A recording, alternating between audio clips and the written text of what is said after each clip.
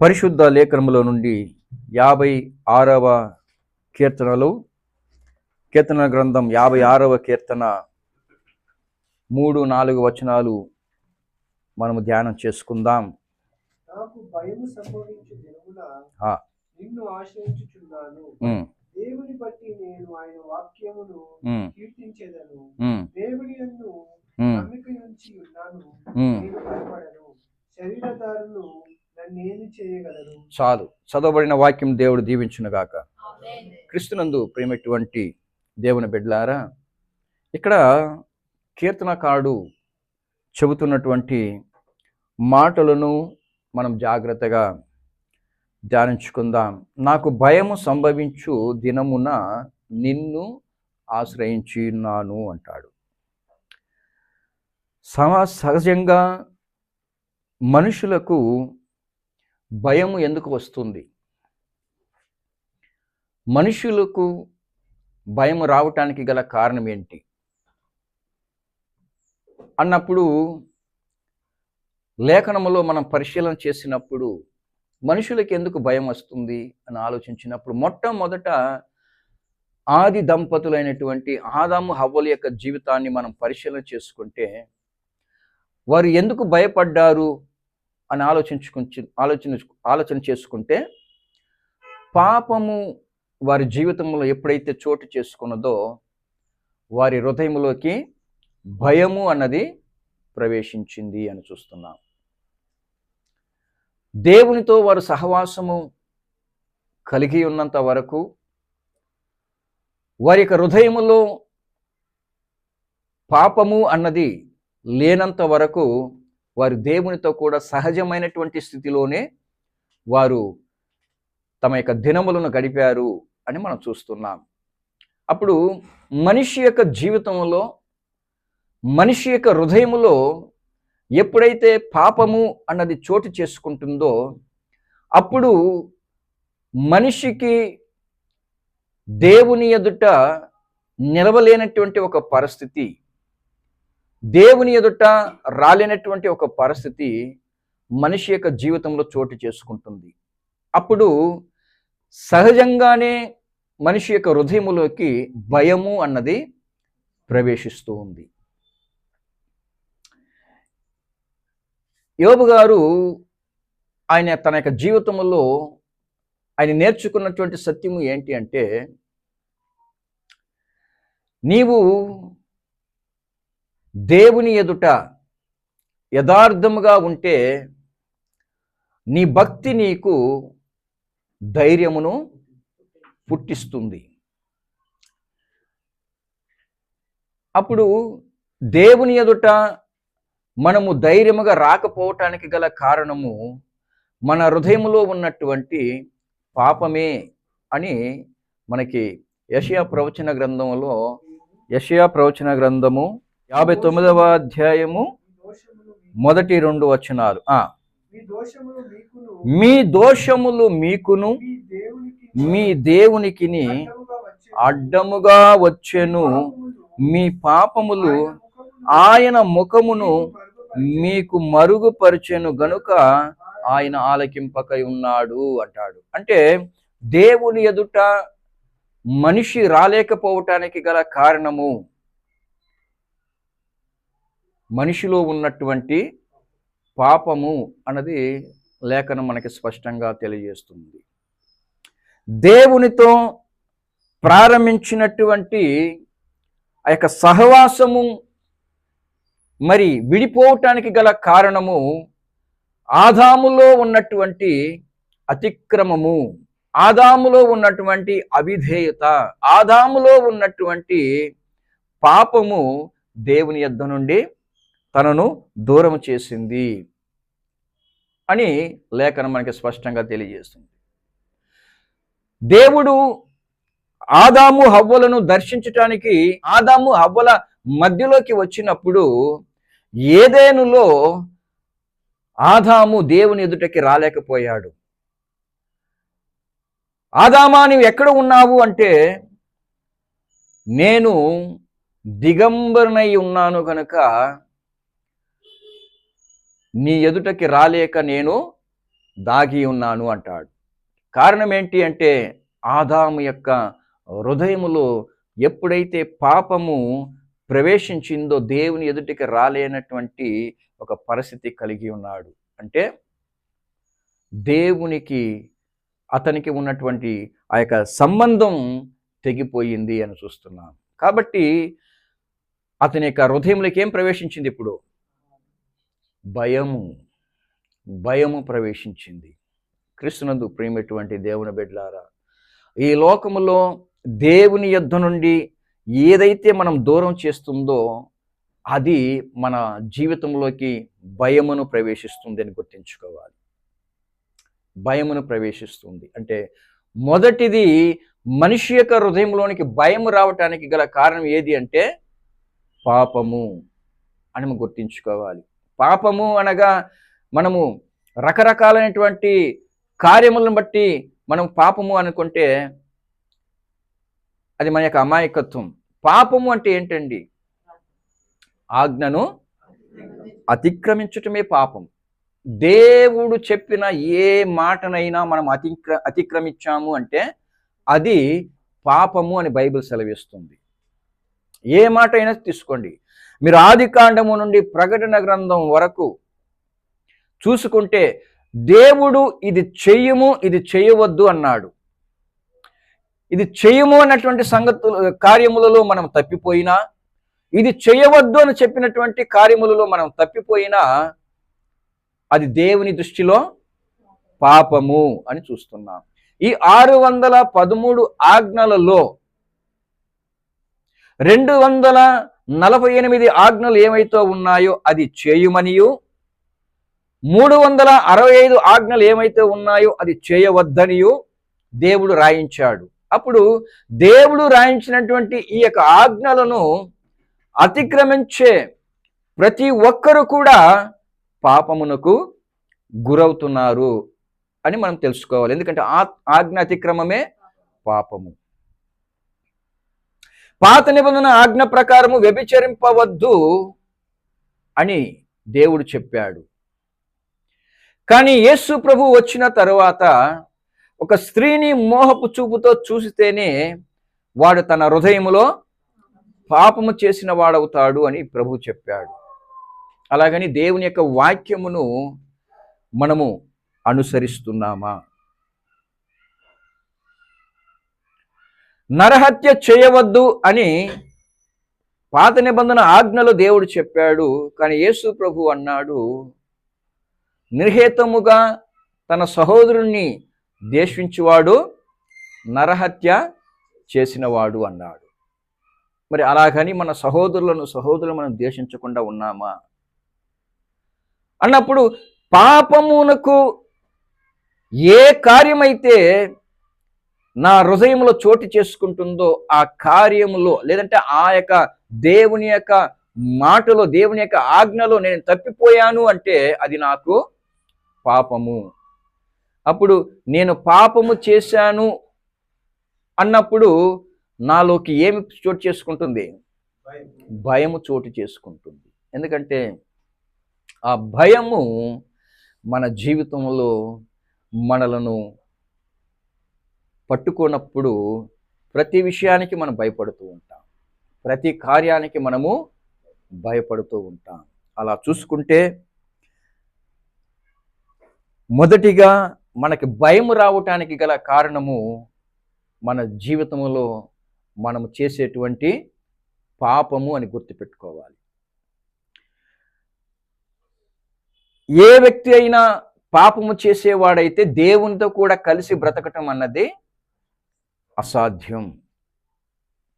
ఎందుకంటే దేవుడు ఆయన కోరుకుంటున్నదల్లా కూడా ఒకటే, నేను పరిశుద్ధుడను, మీరు కూడా పరిశుద్ధులై ఉండుడి, మీరు కూడా పరిశుద్ధులై ఉండుడి అన్నాడు. మీరు కూడా పరిశుద్ధులై ఉండుడి అన్నప్పుడు మనము పరిశుద్ధత కలిగి బ్రతకటానికి ప్రయాసపడవలసిన వారమై ఉన్నాము. మీరు ఇంకా రక్తము కారునంతగా పాపముతో పోరాడలేదు అన్నాడు. అప్పుడు మన పాపమును మనం జయించాలి అంటే అది ఒక పోరాటం. ప్రతిరోజు కూడా అది సులభమైన కార్యం కాదు.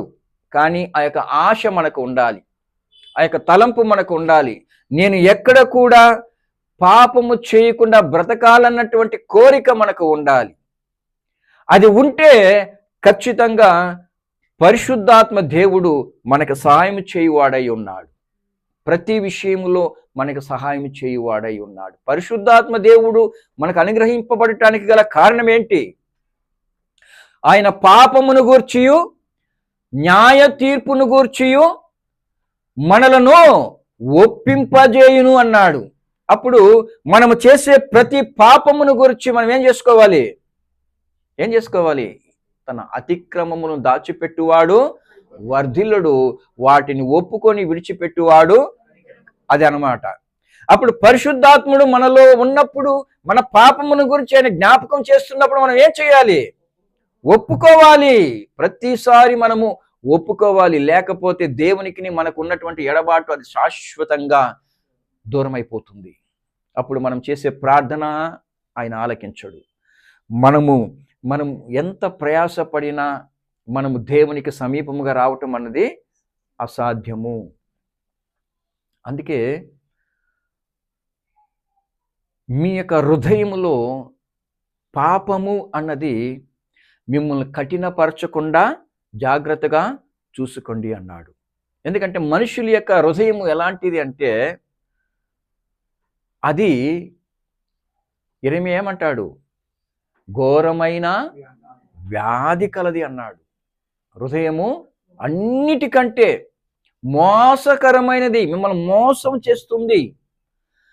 కొంతసేపు దేవునికి పరిశుద్ధంగా జీవించాలని మీ యొక్క హృదయం మిమ్మల్ని ప్రేరేపిస్తుంది దేవుని మాటలు విన్నంత. కాబట్టి నీ హృదయములో కలిగే ప్రతి ఆలోచనను నీవు అది దేవునికి యుక్తమైనదా, దేవుని యొద్ద నుండి దూరం చేసేదా అని నీవు గుర్తించకపోతే అదే నీకు పాపముగా మారుతుంది. ఆ పాపము దేవుని యొద్ద నుండి నిన్ను శాశ్వతముగా దూరం చేస్తుంది. అప్పుడు నీ హృదయంలో నువ్వు ఎక్కడికి వెళ్ళినా భయము నిన్ను వెంటాడుతూ ఉంది.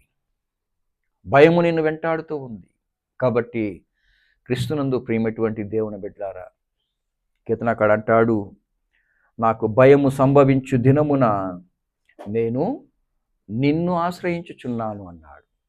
అప్పుడు తన హృదయములో పాపము అన్నది చోటు చేసుకోకుండా తాను ఎంతగానో జాగ్రత్తగా జీవించగలిగాడు కీర్తనకారుడైనటువంటి దావీదు.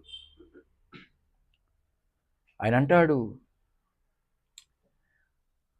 నీవు చేసింది పాపము అని దేవుని యొక్క ప్రవక్త అయినటువంటి నాతాను వచ్చి చెప్పినప్పుడు, అయ్యా నేను పాపం చేశాను, నన్ను క్షమించుము. ఎవరి యొక్క పాపములు క్షమించబడ్డాయో, ఎవరి యొక్క పాపములకు పరిహారము నొంది ఉన్నాడో ఆ వ్యక్తి ధన్యుడు అని బైబిల్లో రాయబడింది. ఆ వ్యక్తి వేరెవరో కాదు, దావీదు. అందుకే ఆయన అంటాడు, నాకు భయము సంభవించు దినమున నేను నిన్ను ఆశ్రయించి ఉన్నాను. ఈ లోకములో మనకి భయము సంభవించినప్పుడు మనకున్న ఒకే దిక్కు దేవుడు మాత్రమే. ప్రియులారా, ఏ మనుషులు మన భయమును తీసివేయలేరు. ఎంత గొప్ప వ్యక్తులు కూడా మన భయమును తీసివేయలేరు. ఎంతోమంది మరి ఎన్ని ఉన్నా వారి యొక్క జీవితంలో భయము అన్నది చోటు చేసుకుంటే వారిని ధైర్యపరచడానికి వాళ్ళకున్న ధనము కానీ, వాళ్ళకున్న బలగము కానీ, వాళ్ళకున్న జనము కానీ ఏది కూడా వారిని ధైర్యపరచలేదు, ఒక్క దేవుడు తప్ప. ఎందుకంటే ఆయన మాత్రమే చెప్పగలిగాడు ఆ మాట, భయపడకము నేను నీకు తోడై ఉన్నాను. దేవుడు ఎవరికైతే తోడుంటాడో వారి జీవితంలో భయము ఉండదు. కాబట్టి వీలైనంత వరకు మనము పాపముతో పోరాడటానికి నేర్చుకోవాలి. పాపము మన జీవితంలో ప్రవేశించకుండా మనము జాగ్రత్త పడవలసిన వారమై ఉన్నాం. లేకపోతే మన జీవితకాలం అంతా భయముతోనే ముగిసిపోతుంది. ప్రతిదానికి భయపడతాం మనం, ప్రతిదానికి భయపడతాం. కారణం ఏంటి? దేవునితో మనకి సహవాసము లేదు, దేవునితో మనకి ఎడబాటు వచ్చేసింది. కాబట్టి భయముకు మొదటి కారణము మనలో ఉన్నటువంటి పాపము అన్నది మనం అర్థం చేసుకోవాలి. రెండవది, మనము భయపడటానికి గల కారణము విశ్వాసములో కొరత. ఏంటండి? విశ్వాసములో కొరత. నీవు దేవుని యందు విశ్వాసము కలిగి ఉన్నావు అంటే దానికి సాదృశ్యముగా నీలేం కనబడాలి? క్రియలు కనబడాలి. ఈ విశ్వాసము, క్రియలు లేనటువంటి విశ్వాసము ఉన్నది నువ్వు అనుకుంటే, ఎందుకంటే ఈరోజు చాలా మంది మనం ఏం చేస్తామంటే, నా దేవుడు ఉన్నాడు, నన్ను ఆయన రక్షించడానికి సమర్థుడు అని చెప్పుకుంటూ నోట్లో చెప్పుకుంటూ ఉంటాం. కానీ కొన్ని కష్టాలు మనము ఎదుర్కొన్నప్పుడు అది ఎక్కడికి పోతుందో మనకు తెలియదు. ఏది? విశ్వాసం. కొన్ని సమస్యలు మనం ఎదుర్కొన్నప్పుడు ఆ దేవుని మీద ఉన్నటువంటి విశ్వాసాన్నే కోల్పోతాము.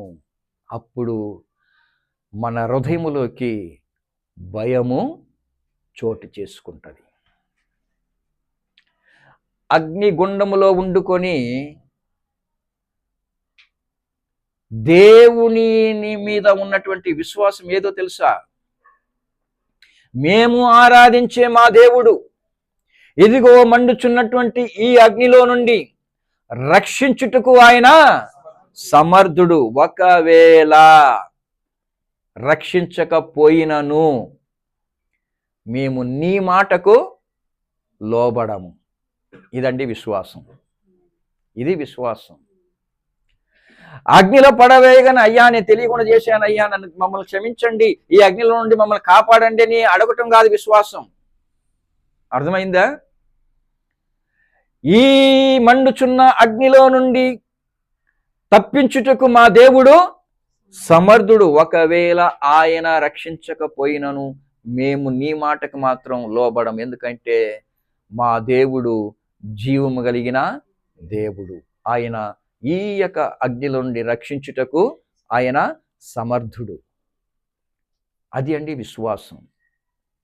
యేసు ప్రభువుల వారు శిష్యులతోనే ఆయన ప్రయాణం చేశాడు.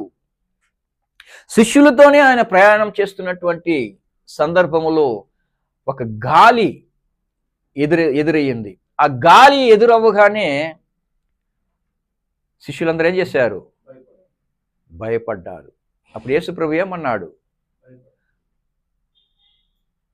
అల్ప విశ్వాసులారా మీరెందుకు భయపడ్డారు? అంటే వారిలో ఏమి కొదువై ఉంది? విశ్వాసము కొదువై ఉంది. చదవండి మత్తయి రాసిన సువార్త 8వ అధ్యాయము 26వ వచనం.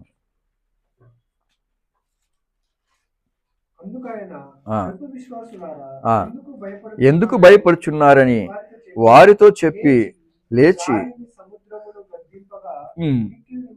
ఆమేన్. యేసు ప్రభువుతో ఉన్నంత వరకు మనము భయపడవలసిన అవసరము లేదు.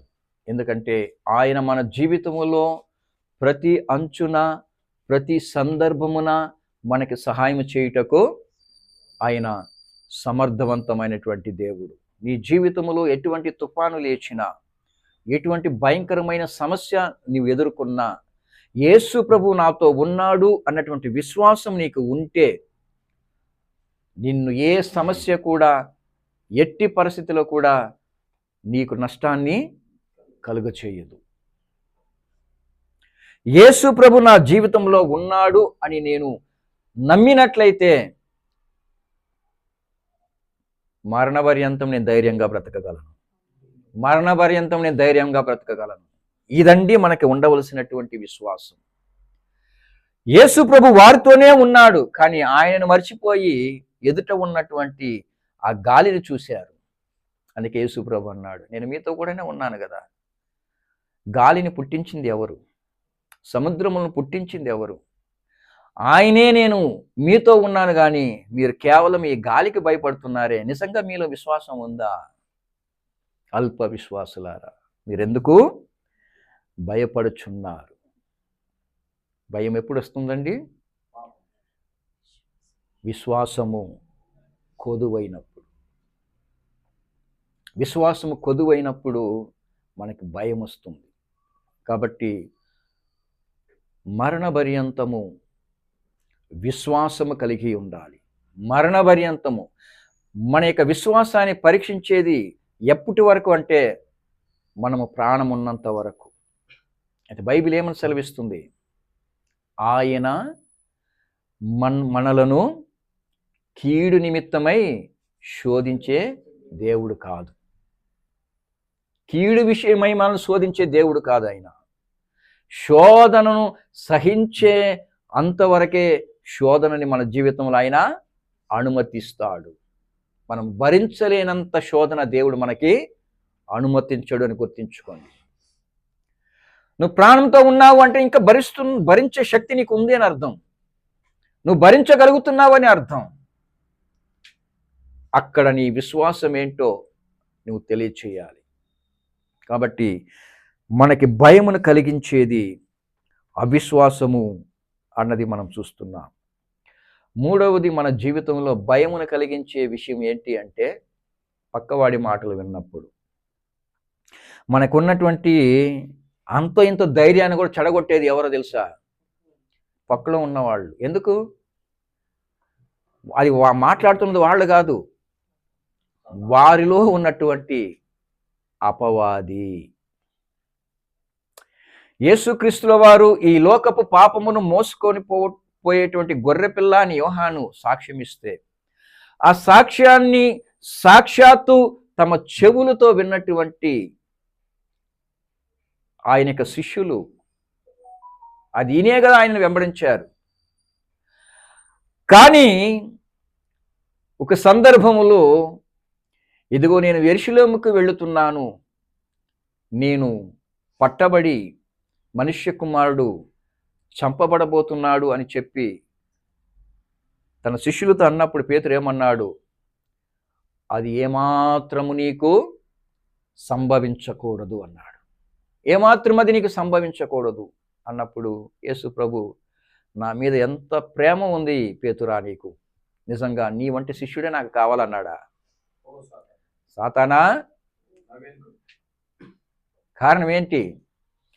నీవు దేవుని కార్యములకు ఆటంకముగా ఉన్నావు.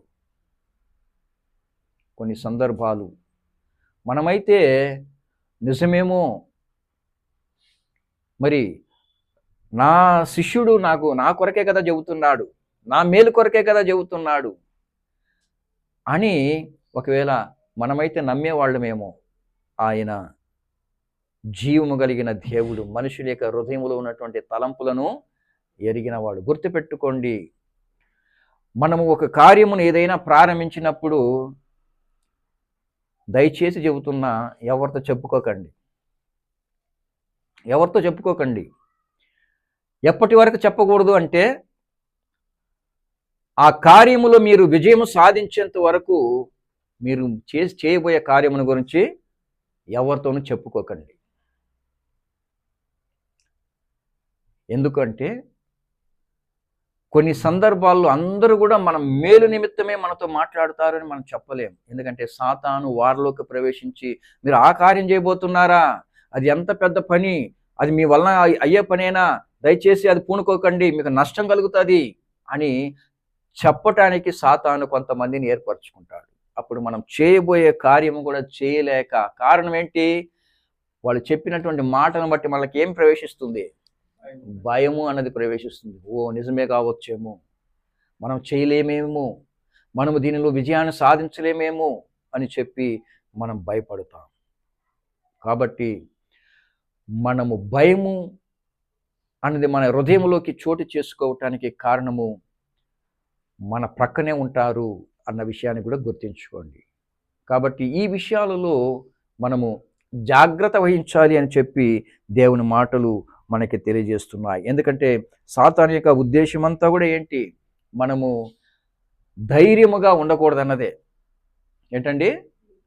దేవుని బిడ్డలో ధైర్యంగా ఉండకూడదు. ప్రతిరోజు వాడి యొక్క ఉద్దేశం అంతా ఏదో ఒకటి చేసి మనుషుల్ని భయపెట్టాలనే చూస్తూ ఉంటాడు. ఎన్ని రకాలుగా భయపెట్టాడు యోబు గారిని, ఎన్ని రకాలుగా భయపెట్టాడు. కానీ ఎక్కడైనా యోబు భయపడ్డాడా? తన స్నేహితులు వచ్చారు, ఇంకా నీవు ఈ పరిస్థితికి వచ్చినా కానీ నువ్వు నిజమే చెప్పకుండా ఉన్నావు అన్నారు. తన సొంత భార్య వచ్చింది, వచ్చి ఏమన్నది? ఇంకా ఎంతకాలం నువ్వు యథార్థవంతుడుగా బ్రతకాలనుకుంటావు? నిజంగా నువ్వు యథార్థవంతుడుగా బ్రతుకుతున్నావు అంటే నీకేం జరగాలి? మేలే జరగాలి కదా. అంతా జరుగుతున్నదంతా నష్టమే కదా, మరి నువ్వు బ్రతకటం ఎందుకు అని సొంత భార్యే యోబు గారిని దూష్యంతగా అపవాది యోబు గారిని భయపెట్టాలని చూసింది. కానీ యోబు గారు ఎక్కడ కూడా తన ధైర్యాన్ని కోల్పోలేదు.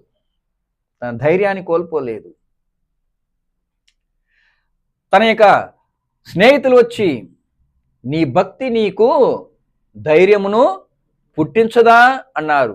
వాస్తవానికి ఆయన ధైర్యముగానే ఉన్నాడు, కానీ ఆయన చుట్టూ ఉన్నవారు ఆయన భయపెట్టాలనుకున్నారు. కానీ యోబు ఎక్కడ భయపడలేదు. దీన్ని బట్టి మనకేం అర్థమవుతుంది? మన చుట్టుప్రక్కన ఉన్నవారే మనకేం చేస్తారు? భయముని పుట్టిస్తారు. గుర్తుపెట్టుకోవాలి. బైబిల్ ఏమని సెలవిస్తుంది? తిమోతి గారికి రాసిన 2వ పత్రిక 1వ అధ్యాయం 7వ వచనం చూడండి. దేవుడు మనకు శక్తియు ప్రేమయు ఇంద్రియ నిగ్రహమును గల స్వస్థ బుద్ధి గల ఆత్మనే ఇచ్చెను గాని పిరికితనము గల ఆత్మను ఇయ్యలేదు అన్నాడు. పిరికితనము గల ఆత్మను ఆయన మనకు ఇయ్యలేదు. అంటే మనం ఎలా ఉండాలి? ధైర్యము కలిగి ఉండాలి.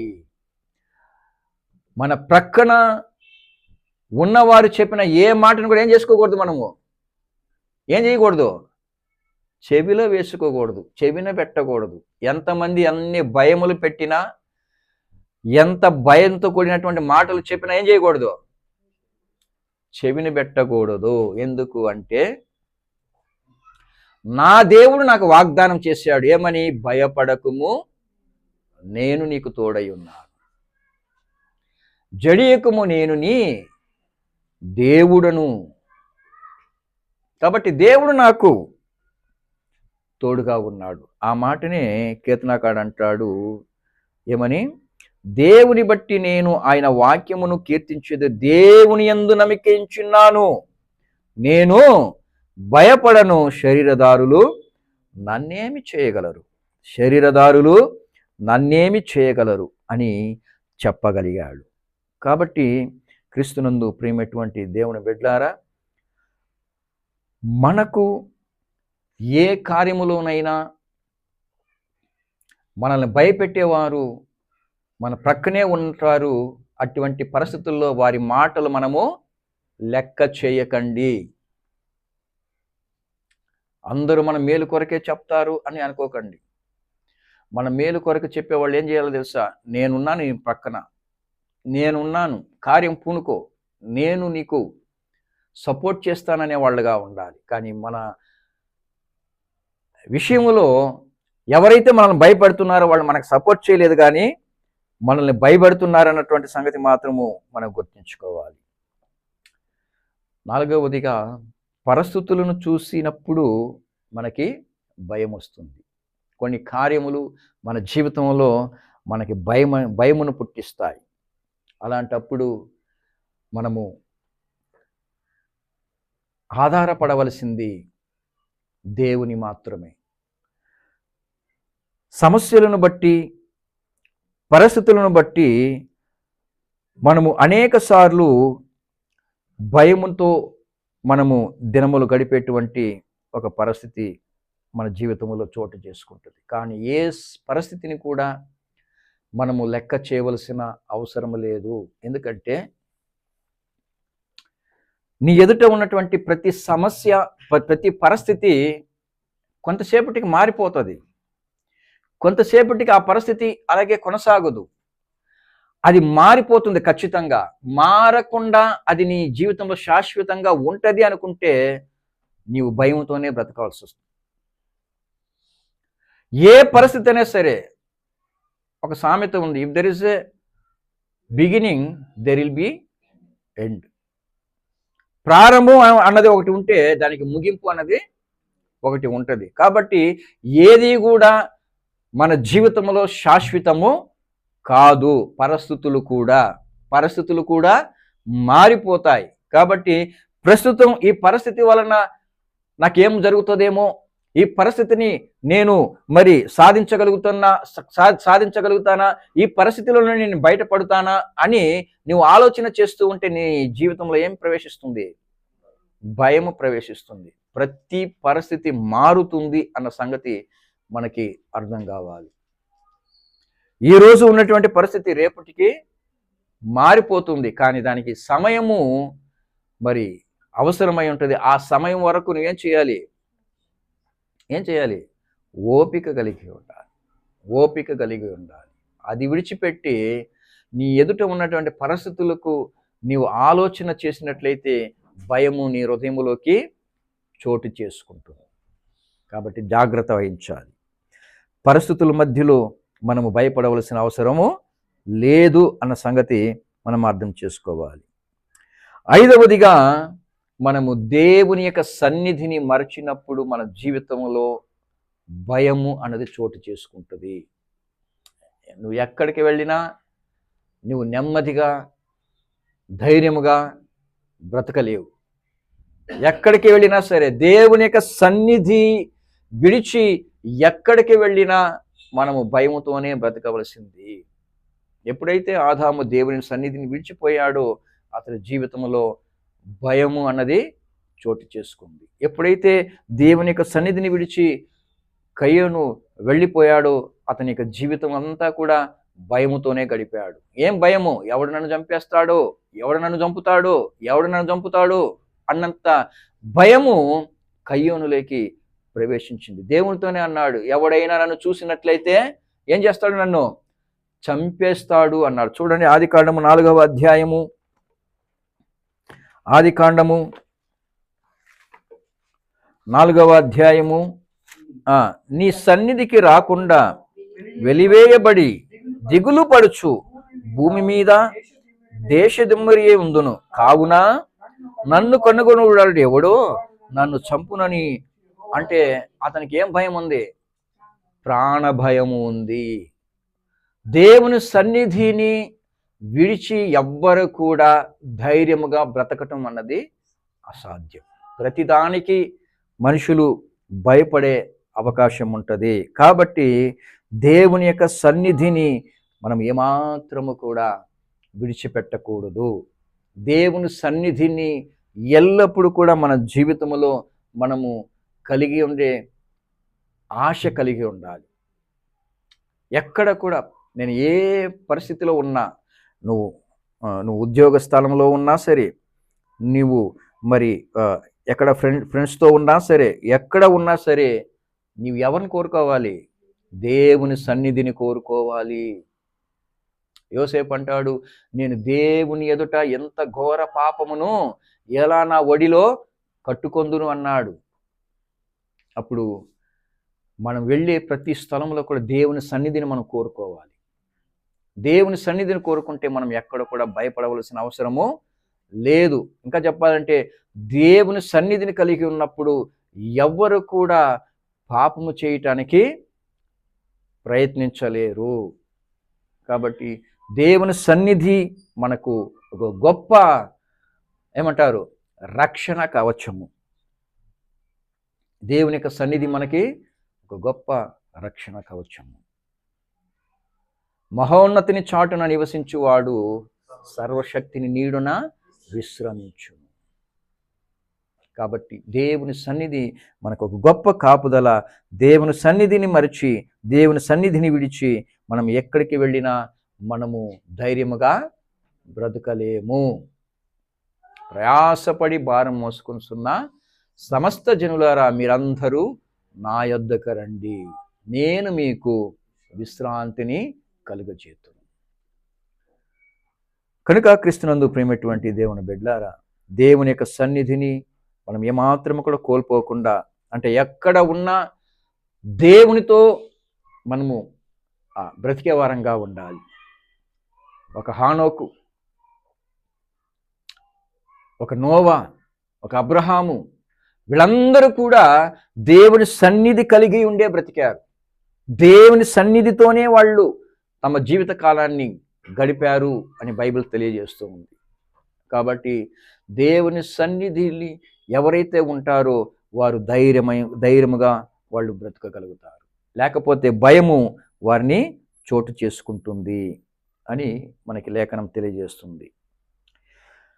ఆరవదిగా, మన బలహీనతల వల్ల కూడా మనకి భయము అన్నది మనకు చోటు చేసుకుంటుంది. ఏంటి ఆ బలహీనత అంటే, కొంతమంది మనము శరీరంలో కలిగే బలహీనతలను బట్టి మనం అనేక సార్లు భయపడుతూ ఉంటాం. బలహీనతలను బట్టి మనము భయపడకూడదు, కానీ బలహీనతలు మనల్ని చూసి భయపడాలి. అర్థమవుతుందా?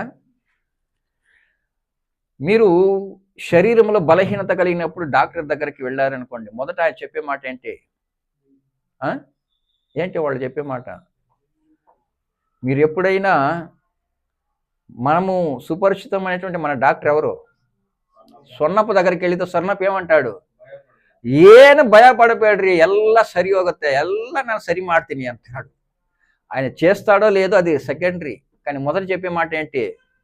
భయపడకండి, అంతా సరిపోతుంది అని ధైర్యం చెబుతారు. అంటే ఒక మనిషి యొక్క బలహీనతల్లో ధైర్యము సగము స్వస్థతనిస్తుంది. ధైర్యము సగము స్వస్థతనిస్తుంది. కాబట్టి మన బలహీనతల మధ్యలో మనం భయపడవలసిన అవసరము లేదు. యోబు గారు తన జీవితంలో ఆయన పొందుకున్నటువంటి శరీరంలో ఉన్న బలహీనతల గురించి ఆయన భయపడలేదు. ఆయన ఏమంటాడు తెలుసా? నా శరీరము కుళ్ళి కృషించిన నా విమోచకుడిని నా కన్నులతో చూచెదను అంటాడు. అదండి విశ్వాసపు మాట, అదండి ధైర్యంతో చెప్పగలిగిన మాట. శరీరమే కుళ్ళి కృషించిన నా విమోచకుడిని నా కళ్ళతోనే నేను చూస్తాను. మరణ పర్యంతము కురుపులతో బ్రతికి చచ్చాడు. ఎవరు? దరిద్రుడైన లాజరు. మరణ పర్యంతము కురుపులతోనే బ్రతికి చచ్చాడు. తినటానికి అన్నం పెట్టేవాళ్ళు కూడా లేరు. కానీ తన యొక్క ముగింపు ఎక్కడ? అబ్రహాము యొక్క వడిలో. గుర్తుపెట్టుకోండి, తనకున్నటువంటి పరిస్థితిని చూసి లాజరు భయపడలేదు, అతడు చింతించలేదు, అతడు బాధ చెందలేదు. ఆ పరిస్థితిలో ఉన్నప్పటికీ కూడా దేవునికి పరిపూర్ణమైన విశ్వాసం కలిగి ఉన్నాడు. అందుకే ఆయన పరలోకంలో ఉన్నాడు. కాబట్టి క్రీస్తునందు ప్రియమైనటువంటి దేవుని బిడ్డలారా, శరీరంలో కలిగే ఏ బలహీనతను కూడా మీరు కేర్ చేయకండి. మీరు శరీర బలహీనతలకు భయపడినంత వరకు అపవాది మిమ్మల్ని భయపెడుతూనే ఉంటాడు. చిన్న చిన్న బలహీనతలకే మనం భయపడిపోతూ ఉంటాం. ఇదేమైపోతుందో అదేమైపోతుందో ఆ భయమే నేను సగం చంపేస్తుంది. 100 ఏళ్ళకి చావాల్సిన దానివి 50 ఏళ్ళకి చచ్చిపోతావు. కాబట్టి బలహీనతల నిమిత్తమై మన హృదయంలో భయము చోటు చేసుకుంటుంది. ఈ విషయాలు గుర్తుపెట్టుకోండి. వీటిలో ఏ ఒక్కటి మీలో ఉన్నా అది మిమ్మల్ని భయపెడుతూ ఉంది. అందుకే కీర్తనకారుడు అంటాడు, నాకు భయము సంభవించిన దినమున నేను యెహోవాను ఆశ్రయించెదను. యెహోవాను ఆశ్రయించెదను. మీ జీవితంలో భయము అన్నది చోటు చేసుకున్న వెంటనే మీరు ఎక్కడికి రావాలి? ప్రభు పాదాల దగ్గరికి రావాలి. ప్రభువా, ఎందుకో ఈ కార్యము నన్ను భయపెడుతూ ఉంది. నీవున్నంత వరకు నేనెందుకు భయపడాలి? నీవే నాకు ఆశ్రయము అని చెప్పి ప్రభు పాదాల దగ్గరికి వచ్చి భయపడాలి, పడిపోవాలి. కీర్తనకారుడు అంటాడు 23వ కీర్తన 4వ వచనంలో, గాఢాంధకారపు లోయలో నేను సంచరించినను ఏ అపాయమునకు భయపడను, నీవు నాకు తోడయుందువు, నీ దుడ్డు కర్రయు నీ దండమును నన్ను ఆదరించును. అదండి ధైర్యం. అది ధైర్యం. దేవుడు మనకు తోడుగా ఉన్నప్పుడు గాఢాంధకారపు లోయలో సంచరించినను మనము దేనికి కూడా భయపడము. ఎందుకంటే ఆయన మనకు తోడుగా ఉన్నాడు కాబట్టి. ఆయన మనకు తోడుగా ఉన్నాడు కాబట్టి. ఒక సందర్భం వచ్చింది దావీదు యొక్క జీవితంలో. అమలేకీయులు దావీదు యొక్క కుటుంబమును, దావీదు మనుషులందరినీ కూడా చెరపట్టుకొని వెళ్ళిపోయారు. దావీదుతో మిగిలి ఉన్నటువంటి పురుషులైతే ఏం చేశారంటే దావీదు మీద పళ్ళు కొరికారు.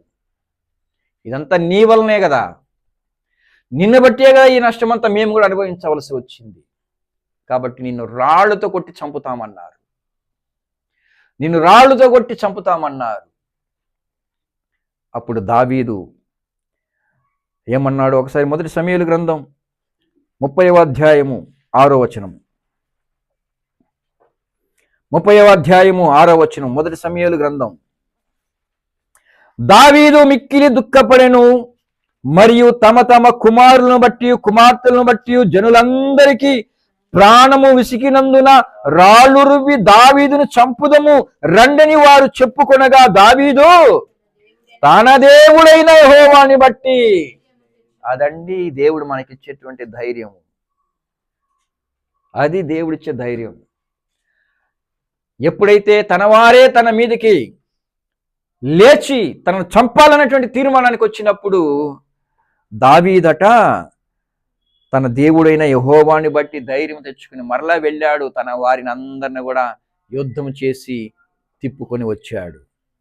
ఒకవేళ అక్కడే దావీదు సొమ్మసిల్లిపోయి ఉంటే, ఈ ప్రజలకి భయపడిపోయి ఉంటే, ఇంకా నా వలన కాదు అనుకొని పారిపోయి ఉంటే, దావీదు యొక్క జీవితంలో మరలా తాను పోగొట్టుకున్నటువంటి తన వారిని సంపాదించుకునేవాడు కాదు. దావీదు దేవుని యందు ధైర్యం తెచ్చుకున్నాడు. క్రీస్తునందు ప్రియమైనటువంటి దేవుని బిడ్డలారా, మనకు భయం సంభవించే ఏదైనా సరే దానిలో నుండి మనము మన దేవుడిని బట్టి ధైర్యం తెచ్చుకోగలిగిన వారమై ఉండాలి. దావీదు అంటాడు 34వ వచనములో, కీర్తనల గ్రంథం 34వ కీర్తన 4వ వచనం, నేను యెహోవా యొద్ద విచారణ చేయగా ఆయన నాకు ఉత్తరమిచ్చెను, నాకు కలిగిన భయమన్నిటిలో నుండి ఆయన నన్ను తప్పించెను. దేవుని నామాన్ని మహిమపరచండి. దేవుడు మనకు తోడుగా ఉన్నప్పుడు పరిస్థితులు ఏ విధంగా ఉన్నా మనం భయపడవలసిన అవసరం లేదు ప్రియులారా. ఎందుకంటే ఇది కేవలం దావీదు యొక్క జీవితంలో మాత్రమే కాదు, నమ్మువానికి సమస్తము సాధ్యము. అది ఎవరైనా సరే. ఎందుకంటే దావీదు నమ్మాడు దేవునిని. కాబట్టి యెహోవా యొద్ద విచారణ చేయగా ఆయన నాకు ఉత్తరం ఇచ్చెను, నాకు కలిగిన భయములు అన్నిటిలో. ఏ భయము? ఏ భయము? పాపపు సంబంధమైన భయమా, అవిశ్వాసపు సంబంధమైన భయమా, లేదా నా ప్రక్కన ఉన్నటువంటి వారి వలన వచ్చేటువంటి భయమా, అది పరిస్థితులను బట్టినటువంటి భయమా, సమస్యలను బట్టినటువంటి భయమా, ఏ భయమైనా సరే భయములన్నిటిలో నుండి ఆయన నన్ను తప్పించెను. ఆయన తప్పిస్తాడు. మన దేవుడు జీవము కలిగిన దేవుడు. మనం ఆరాధించే యేసుక్రీస్తు ఆయన నిన్న నేడు నిరంతరము మారని దేవుడు. ఆయన మన జీవితాలలో ఎటువంటి పరిస్థితుల్లో కూడా మనలను ఎటువంటి భయములో నుండి అయినా తప్పించడానికి ఆయన సమర్థవంతమైన దేవుడై ఉన్నాడు. క్రీస్తునందు ప్రియమైనటువంటి దేవుని బిడ్డలారా, ఆదిమ సంఘములో ఆదిమ క్రైస్తవులకి జరిగినటువంటి పరిస్థితులను పరిశీలన చేసుకుంటే వారందరూ కూడా ఏ విధంగా తమ శరీరాలని హతసాక్షులుగా మరణించడానికి సమర్పించుకున్నారు అని ఆలోచించుకుంటే వాళ్ళు కనబడేదంతా ఒకటేనండి. ఏంటో తెలుసా? ఏంటి? ధైర్యము. ధైర్యము ఎక్కడి నుండి వచ్చింది? ఆ ధైర్యము ఒకప్పుడు యేసు ప్రభువుల వారిని సిలువ వేసినప్పుడు అందరూ పారిపోయిన వారే. ఆ తర్వాత ఎక్కడి నుండి వచ్చింది ధైర్యము అంటే, దేవుడు ఎప్పుడైతే మనకు తోడున్నాడు అని ఎప్పుడైతే మనం ఖచ్చితమైన ఒక నిర్ధారానికి వస్తామో అప్పుడు మనం దేనిని గురించి కూడా భయపడము. యేసు ప్రభు ఆయన పునరుద్ధానుడై లేచి ఆరోహణమైన ముందు ఆయన చెప్పినటువంటి మాట ఏంటి? నేను మిమ్ములను అనాథులుగా విడవను, యుగ సమాప్తి వరకు నేను మీతో కూడా ఉంటాను అన్నాడు. ఇది వాళ్ళకి ఎంతో గొప్ప ధైర్యమునిచ్చింది, ఎంతో గొప్ప ధైర్యమునిచ్చింది. ఆయన మాతో ఉన్నాడు, ఆయన మాకు తోడుగా ఉన్నాడు కాబట్టి మేము దేని గురించి కూడా భయపడవలసిన అవసరం లేదు. ఎక్కడైనా సరే ఇంకా ధైర్యంగా నిలబడి మాట్లాడగలుగుతాము. ఆనాడు ఉన్నటువంటి పరిసయ్యులు, యోహాను, పేతురు గారు మాట్లాడుతున్నటువంటి ఆ ధైర్యమును చూసి ఆశ్చర్యపడ్డారంట. ఎక్కడి నుండి వచ్చిందండి వీళ్ళకి ఇంత ధైర్యం? ఎందుకు వీళ్ళు భయపడకుండా ఇంత ధైర్యంగా మాట్లాడగలుగుతున్నారు? పౌలు అంటాడు, కొరింథీయులకు రాసిన 2వ పత్రిక 7వ అధ్యాయము 4వ వచనం చూడండి.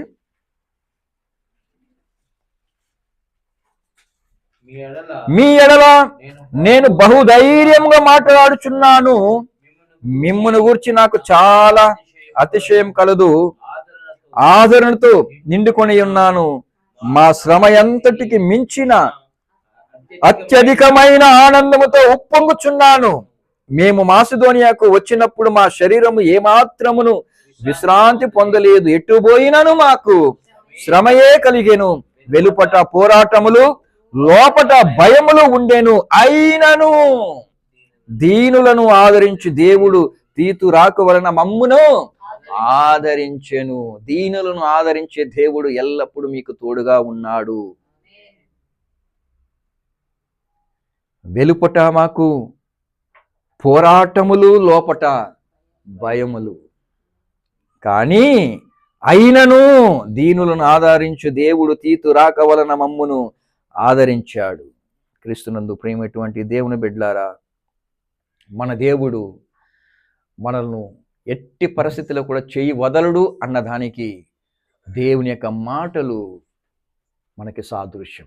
కాబట్టి గుర్తుపెట్టుకోండి, ఈ లోకంలో మనకు ఏ భయము మన జీవితంలో చోటు చేసుకున్నా అక్కడ ప్రభువుని జ్ఞాపకం చేసుకోండి. ప్రభువుని జ్ఞాపకం చేసుకోండి. అప్పుడు మీ ఎదుట ఉన్న ఏ భయం కూడా మీ ఎదుట నిలబడలేదు, ఏది కూడా నిలబడలేదు.